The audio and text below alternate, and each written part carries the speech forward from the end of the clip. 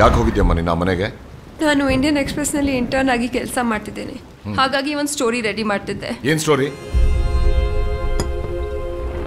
ಹೇಳ್ರಿ.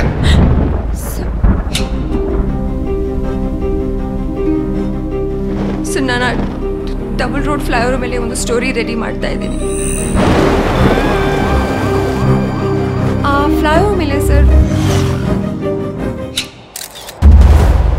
ನನ್ನ ಸ್ಟೋರಿಯಲ್ಲಿ ಐ ವಾಸ್ ಥಿಂಕಿಂಗ್. ನಿಮ್ಗೊಂದಿಷ್ಟು ಪ್ರಶ್ನೆಗಳು ಕೇಳಬೇಕಿತ್ತು. Under the circumstances you are a suspect. ನೀವು ನನ್ನಿಂದೇನೋ ಮುಚ್ಚಿಡ್ತಾ ಇದ್ದೀರಾ ಸರ್. ನೀವು ನನ್ನ ನಂಬ್ತಿರಲ್ವಾ? ಒಂದು ಕಾರ್ ಫ್ಲೈಓವರ್ ಕೆಳಗಿಳಿತ್ತು. 3 ದಿನ.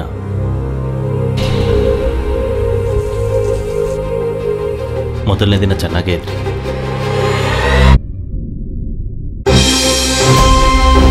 ಹೋಗ್ಬೇಡಿ. ಐ ಡೋಂಟ್ ನೋ, ನನಗೇನು ಅರ್ಥ ಆಗ್ತಿಲ್ಲ.